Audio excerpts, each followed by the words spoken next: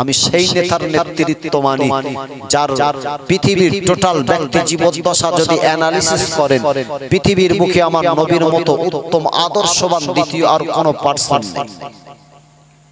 নবীর চেহারা দিকে তাকালে আমিরে হামজা রাদিয়াল্লাহু আনহু আমার নবীর দিকে তাকিয়ে বলেছিল, ও ভাতিজা মুহাম্মদ, ভাতিজা মুহাম্মদ, পৃথিবীর জমিনে তো অনেক যুবককে দেখলাম, পৃথিবীর জমিনে অনেক মানুষকে দেখলাম, পৃথিবীর জমিনে অনেক মানুষের সঙ্গে আমি আমিরে হামজা আমি ওঠা বসা করেছি, কিন্তু না না, তোমার ব্যবহারে আমি মুগ্ধ হয়ে গেলাম। আমি অন্তর থেকে বিশ্বাস করে নিলাম আমার আল্লাহ পাক পৃথিবীর জমিনে তোমাকে নবী ছাড়া অন্য কিছুই বানায় না। অবশ্যই তুমি পৃথিবীর জমিনে একজন আল্লাহর প্রেরিত নবী। আজকে আমি তোমার দেখা দিয়ে জীবনের মতো কলেমা পড়ে মুসলমান হয়ে যেতে চাই। জোরে হলো না? আরে আল্লাহর নবী, বিশ্ব নবী, আখিরি জামানার নবী, দিন দুনিয়া বাদশা হাবিবুল্লাহ জনাবে মুহাম্মদুর রাসূলুল্লাহ সাল্লাল্লাহু আলাইহি ওয়াসাল্লাম আমার নবী সম্পর্কে যারা বাজে মন্তব্য করে, আমার নবীকে যারা কালিমা ছেটায়, আমার নবীর শানে যারা কুৎসা রটায়, বাবাজি আল্লাহ নবী সাইয়্যিদিন আমিরে হামজা রাদিয়াল্লাহু আনহু চাচা জানেন কলেমা পড়ে মুসলমান করার কারণে আমার নবীর হাতে কোন তলোয়ার ছিল না। আল্লাহ নবীর উত্তম আদর্শ, আমার নবীর মহানুভবতা, আমার নবীর দয়াদ্রতা, আমার নবীর কমলতা দেখে জবান দিয়ে আমিরে হামজা কলিমা পড়ে মুসলমান হয়ে গেছিলেন। এক শ্রেণীর বেঈমান, এক শ্রেণীর হারামখোর, এক শ্রেণীর দাঙ্গাবাজ, এক শ্রেণীর স্বার্থান্বেষী রাজনীতিবিদ যারা ইসলামকে কালিমা যুদ্ধ করার জন্য মুহাম্মদ সাল্লাল্লাহু সম্পর্কে যারা বাজে মন্তব্য করে, এক শ্রেণীর মানুষ বলে বাবা দেখবেন ইসলাম নাকি তলোয়ার দ্বারা দুনিয়ায় প্রতিষ্ঠিত হয়েছে। এ শুনেছেন কথাটা? ইসলাম পৃথিবীর বুকে কিন্তু তলোয়ার দিয়ে প্রতিষ্ঠা হয় না, মুহাম্মদ সাল্লাল্লাহু আলাইহি ওয়াসাল্লামের উত্তম আদর্শে বেদিনেরা কলেমা পড়ে মুসলমান হয়েছিল। এটাই হচ্ছে ইসলামের আসল উসুল। ও আল্লাহ বাগে বাংলারা, আল্লাহ নবী বিশ্ব নবী আমার আখিরি জামানার নবী, দিন দুনিয়া বাদশাহ হাবিবুল্লাহ জনাবে মুহাম্মদুর রাসূলুল্লাহ সাল্লাল্লাহু আলাইহি ওয়াসাল্লাম। বাবাজি আল্লাহ নবী সাথী সঙ্গীদেরকে নিয়ে আল্লাহ নবী মদিনা থেকে ইসলামের দ্বিতীয় যুদ্ধ, যুদ্ধটার নাম ছিল ওই ওহদের যুদ্ধে আল্লাহ নবী সাহাবীরা কাতারে কাতারে কাতারে কাতারে ওহদ নামক রণপ্রান্তরে চলে গেল।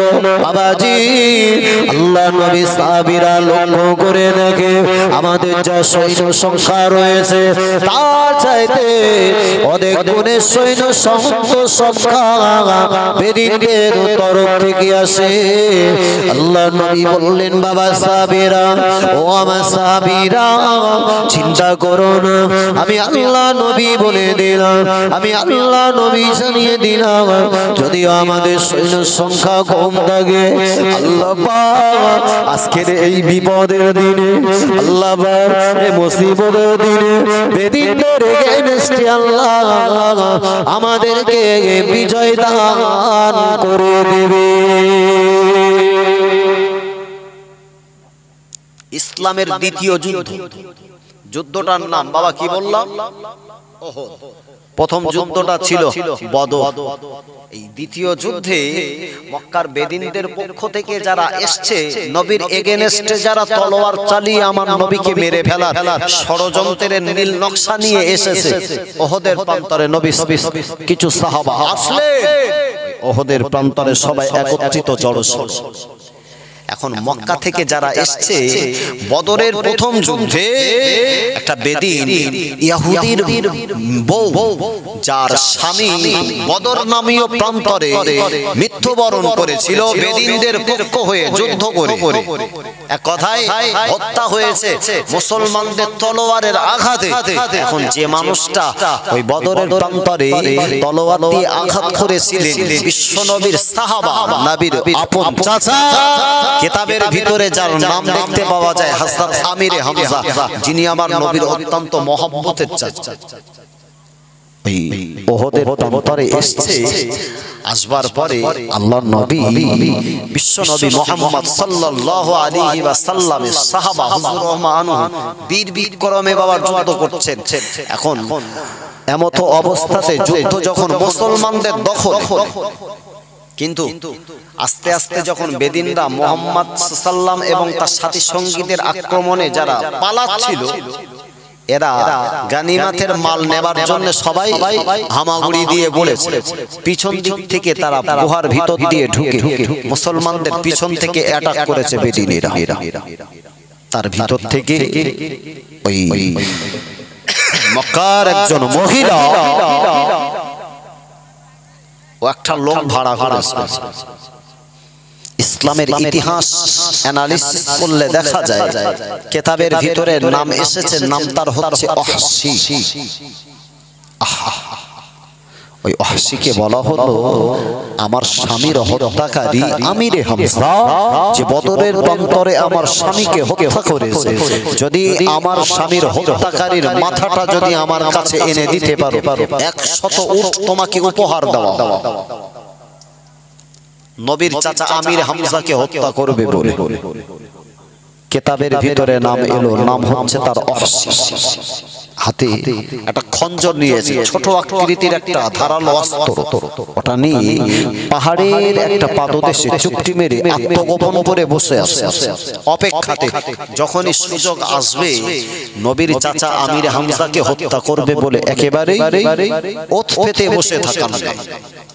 আহা, আল্লাহ নবীর চাচা ও আল্লাহকে বান্দারা, আমার নবীর চাচা আমিরে হামজা রাদিয়াল্লাহু আনহু বীর বিক্রমে যখন যুদ্ধ করতে থাকে, উনি যখন টোটাল উহুদের প্রান্তরটা যখন চতুর্দিকে ঘোড়ার পিঠে সওয়ার হয়ে উনি যখন চতুর্দিকে ঘুরছিলেন, বাবাজি লক্ষ্য করে দেখা যায় আল্লাহ নবীর চাচা আমিরে হামজা রাদিয়াল্লাহু আনহু পাহাড়ের পাদদেশের নিকটে যখন চলে এলো, ওই সময়ে নিষ্ঠুর নির্দয় ওয়াহশী নিজে ধারালো অস্ত্র দ্বারা আমার নবী বাগের চাচা আমিরে হামজা রাদিয়াল্লাহু তাআলা আনহু নিজে ধারালো অস্ত্রটা দ্বারা নবী বাগের চাচা তলপেট বরাবর একটা আঘাত করেছে।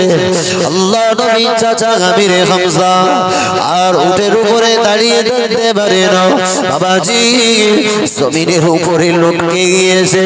ওই আপনার ছুরির আঘাতে জোরামার জমিনে যখন লটকে গেল, ছুটে ছুটে ছুটে ছুটে আবু সুফিয়ানের বিবি, কিতাবের ভিতরে যার নাম এসেছে হিন্দা, এতটা নিষ্ঠুর নির্দয় প্রকৃতির মহিলা।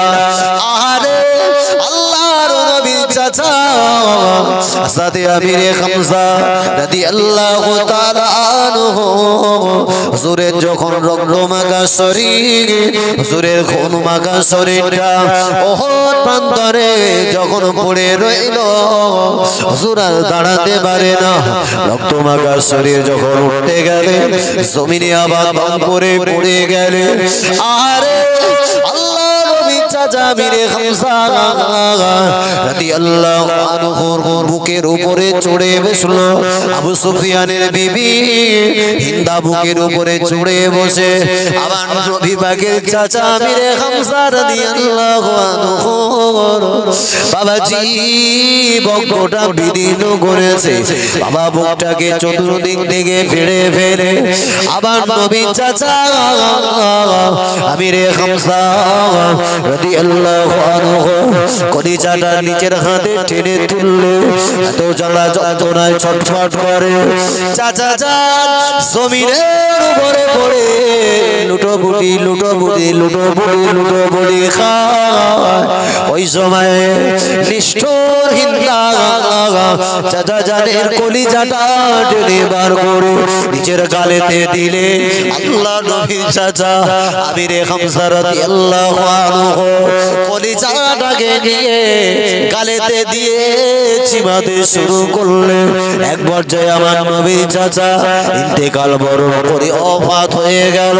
বাবাজি আল্লাহ নবী সাহাবীরা ওরা দূর থেকে লক্ষ্য করে দেখে আরে আল্লাহর নবী চাচা আমিরে হামজা রাদিয়াল্লাহু আনহু কান মোবারক দুটো কাটা হলো, নিজের নাকটাকে কাটা হয়েছে, কান এবং নাকগুলোকে দেহের অঙ্গ প্রত্যঙ্গগুলো ধারালো ছুরি দ্বারা আলাদা আলাদা আলাদা করে বাবাজি ওটাকে একটা হার বানিয়ে ওই জিহাদের ময়দানে হিন্দা নিজের গলাতে তার কান এবং গলাটাকে নিজের কান এবং তার নাকটাকে গলাতে ঝুলিয়ে এত দাম্ভিকতার সঙ্গে জিহাদের ময়দানে ভরে উঠল।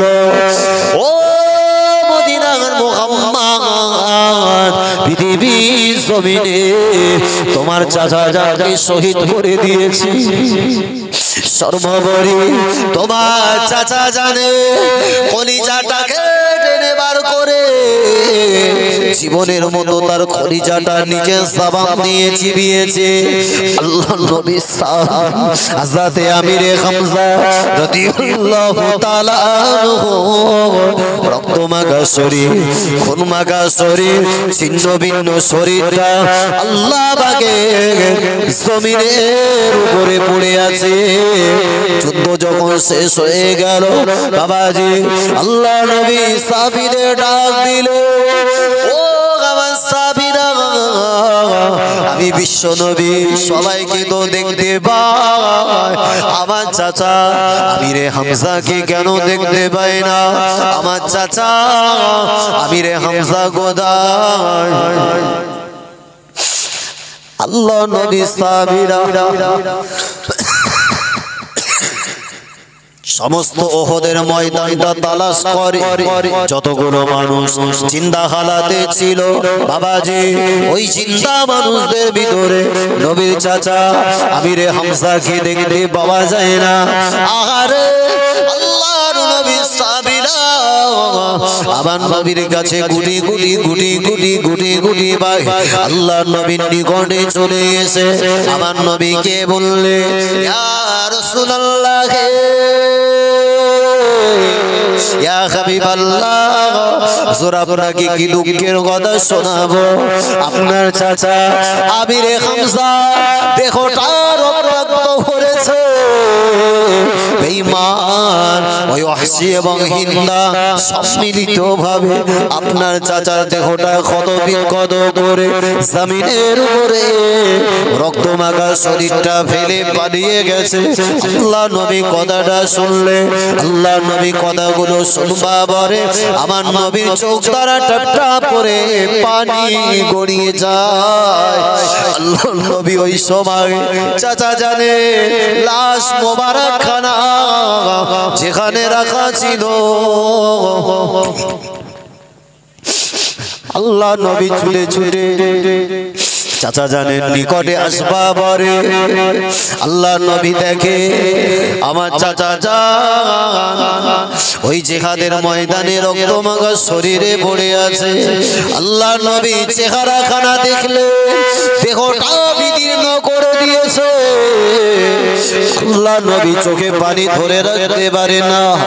আমার নবীর ভিতরে আল্লাহ মহানুভবতা দিয়ে আমার নবীকে দুনিয়ার জমিনে তৈরি করলে আল্লাহ নবী জিহাদের মাঠেতে চাচা জানের রক্তমাখা শরীরটা নিয়ে এত কান্নাকাটি করলে আমার নবীর কান্না আল্লাহ পাক সহ্য করতে পারে না।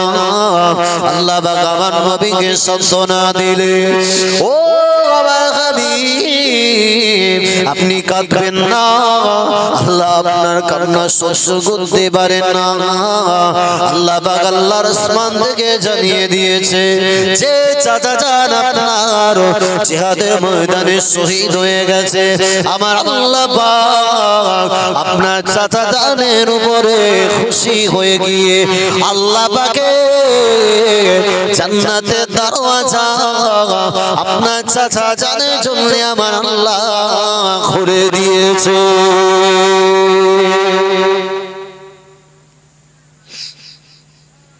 আল্লাহর নবী চাচা জানের চেহারা দেখে আমার নবী চোখ দিয়ে ফোঁটা ফোঁটা ফোঁটা ফোঁটা পানি গড়িয়ে যেতে থাকে।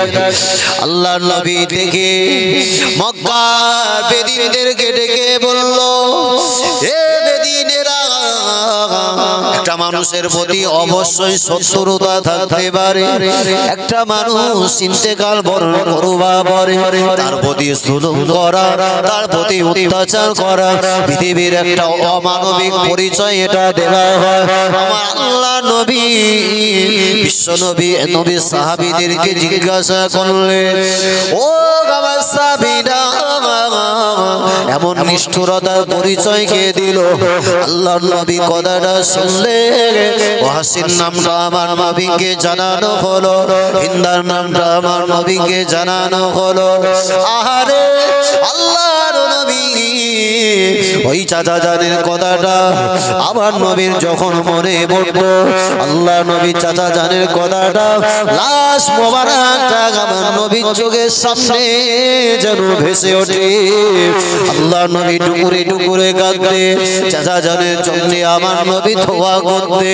আল্লাহ পাক, আল্লাহ পাক, আমার চাচা জানের প্রতি আমি নবী খুশি।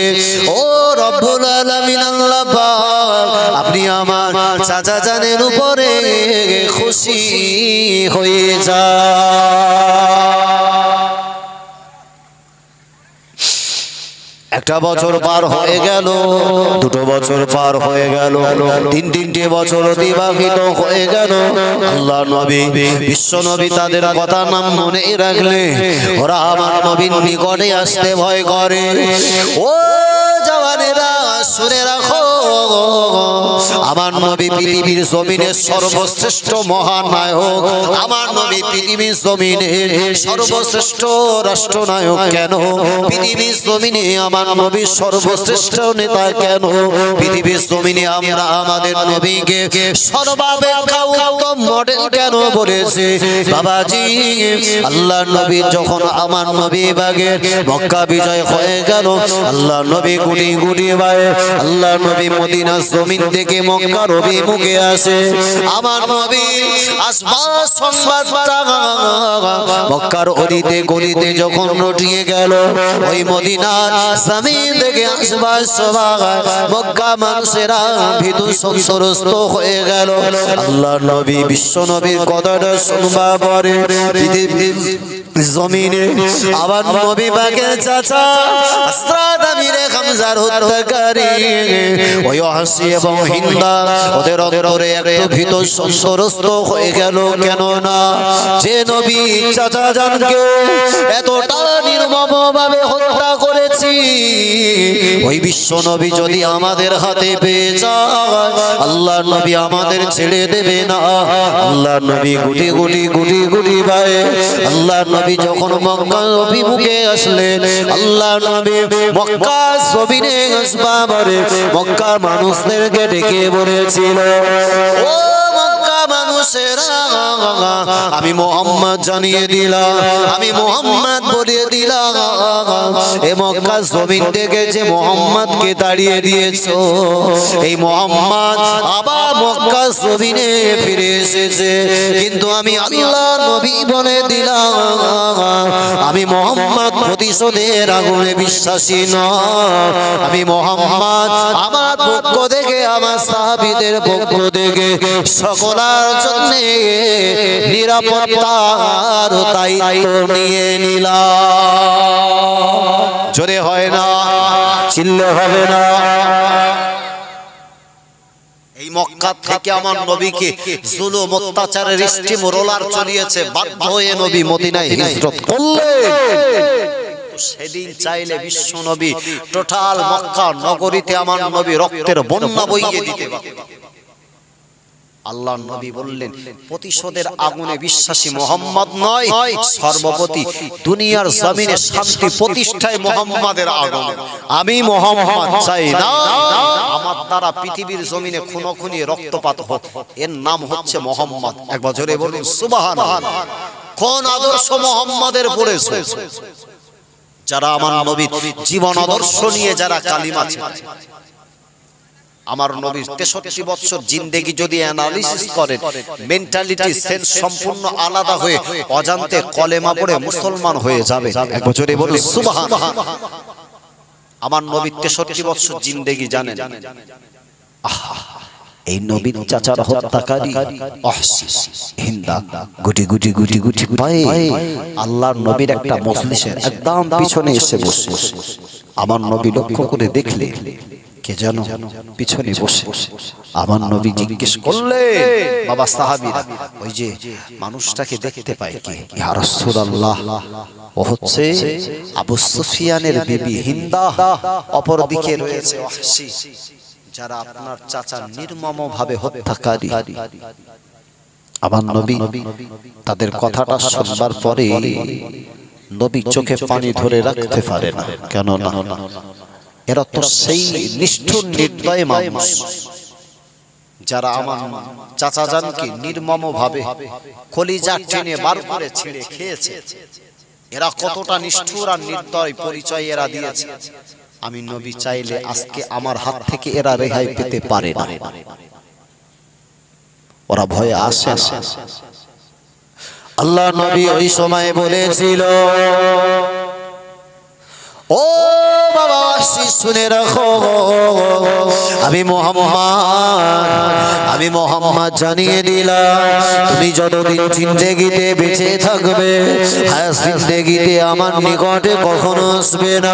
দুপুরে কেঁদে ফেলল। ওয়াহশী আমার নবীকে জানালে, ইয়া রাসূলুল্লাহ, ইয়া হাবিবাল্লাহ, হুজুর আমি অন্যায় করে ফেলেছি। হুজুর আমার অন্যায়টা পৃথিবীর জমিনের এত বড় অন্যায় যেটার মাপ হতে পারে না। ইয়া রাসূলুল্লাহ, ইয়া হাবিবাল্লাহ, আজকে যদি আপনি ওয়াহশীকে মাফ করে দেন, আমি ওয়াহশী কথা দিলাম, আমার দ্বারা যেমন ইসলামের একটা বড় যোদ্ধা শহীদ হয়ে গেছে, যেমন আমার হাতে একজন শহীদ হয়ে গেছে, আমি ওয়াহশী কথা দিলাম, পৃথিবীর জমিনে সর্বাপেক্ষা ইসলামের একজন চিরশত্রুকে বিনাশ করে আমি ওয়াহশী তবে ইন্তেকাল বরণ করব।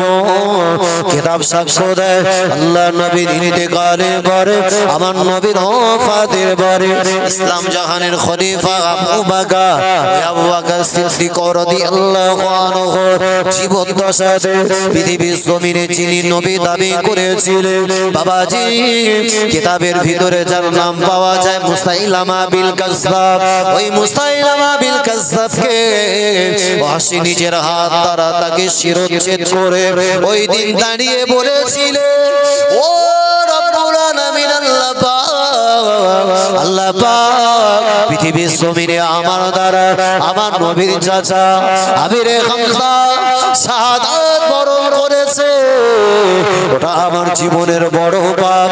আল্লাহ পাক, তাই আমি ওয়াহশী জীবন জিন্দেগিতে ইসলামের একজন বড় শত্রুকে বিনাশ করে ফেলেছি। আল্লাহ আপনি আমার ব্যবহারে খুশি হয়ে যান। আল্লাহর নবী কাছে যখন কথাগুলো বলছিলেন, আমার নবী বললেন, ওয়াহশী একটাবার তো বলো, আমার চাচা জানকে হত্যা করার সময় কিভাবে হত্যা করলেন? বিবরণ খানা দিচ্ছিলেন, নবী শুনছেন। চাচার নবী যখন শোনে, আর আমার চাচার হত্যাকারী আমার পাশে বসে রয়েছে, আর কিভাবে হত্যা করেছে তার বিবরণ দিচ্ছে।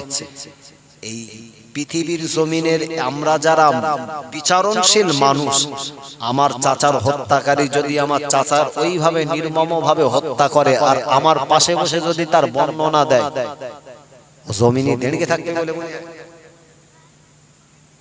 কি হবে বলেন? মানে মনে হবে যেন মুহূর্তের মধ্যে মাটির তলায় দিলে শুনি। কিন্তু নবী এত মহানুভব, এত উদার মানসিকতা, এত নম্রতা, এত কমলতা, এত উদার মানসিকতার পরিচয় দিলেন। নবী কথাগুলো শুনছিলেন, চোখ দিয়ে ফোঁটা ফোঁটা ফোঁটা ফোঁটা ফোঁটা ফোঁটা পানি গড়িয়ে যাচ্ছে। আল্লাহ নবী ওই দিনে বলেছিলেন, ও ওয়াহশী শুনে রাখো, আমি আল্লাহ নবী তোমাকে যদি ক্ষমা করতে পারি, আমি আল্লাহ নবী বলে দিলাম, আমি আল্লাহ নবী জানিয়ে দিলাম, পৃথিবীর জমিনে আমার চাচার হত্যাকারী, আমার চাচা জানে হত্যাকারীকে ক্ষমা করতে পারি, তবে আমি নবী কথা দিলাম, পৃথিবীর জিন্দেগিতে যতদিন বেঁচে থাকবে কখনো তুমি আমার নিকটে আসবে না। কেন না? তোমার চেহারা দেখলে আমার চাচা জানের কথা মনে পড়ে যাবে, তোমার প্রতি আমার হিংসা তৈরি হবে, তোমার প্রতি আমার বিদ্বেষ তৈরি হবে। ও শুনে রাখো, তাই আমি বিশ্ব নবী জানিয়ে দিলাম, জীবনের তরে আমি নবী তোমাকে ক্ষমা করে ইসলামের সুশীতল ছায়া তলে তোমাকে আশ্রয় দান করে দিলাম। আমার নবী সেদিন চাইলে তলোয়ার দিয়ে ওয়াহশীর শিরচ্ছেদ করতে পারতেন। নবী বললেন, আমি মুহাম্মদ প্রতিশোধের আগুনে বিশ্বাসী না। সেই নবী আমার নেতা, সেই নবী আমার মডেল, সেই নবী আমার জীবন আদর্শ। আমার বড় খুশনসিব, এত সুন্দর মহানুভব ব্যক্তিত্বের আমি, তার ব্যক্তিত্বের আমি একটা সাধারণ নগণ্য গোলাম মাত্র। আমার ব্যক্তি জীবন দশাতে আমার অবশ্যই সেই উম্মতে মুহাম্মাদি যদি নিজেকে দাবি করি, সেই নবীর আদর্শ আমার ভিতরে থাকার দরকার আছে না? একটু প্রাণ খুলি ওছো আওয়াজে দরুদ শরীফ, আল্লাহুম্মা সাল্লি আলা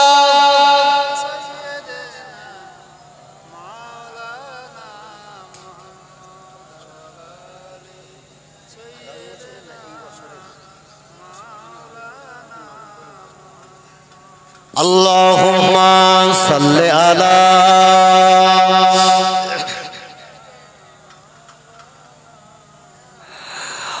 ওয়ালা আলি সাইয়্যিদিনা।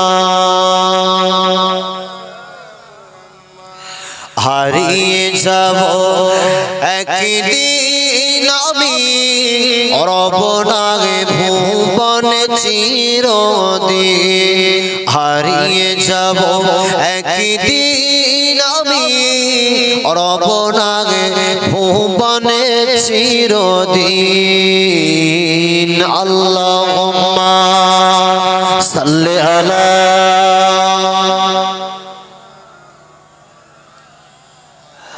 ওয়ালা আলি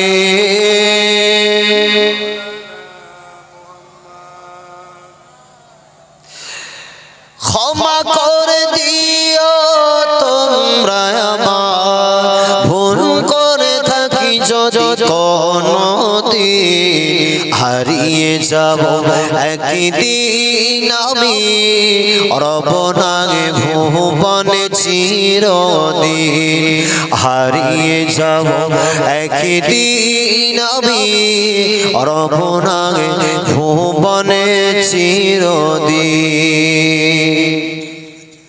বাসবাগানে বা গোরস্থানে হয়তো দেবে মোরে কবর, তোমরা আমারি যাবে ভুলে, রাখবে না জানি কোনো খবর। বাসবাগানে বা গোরস্থানে হয়তো দেবে মোরে কবর, তোমরা আমারি যাবে ভুলে, রাখবে না জানি কোনো খবর। পড়বে কি মনে আমারি কথা, ঝরবে কি অশ্রু কোনদিন হারিয়ে যাব একদিন আমি রব না ভুবনে চিরদিন হারিয়ে যাব একদিন আমি রব না ভুবনে চিরদিন আল্লাহ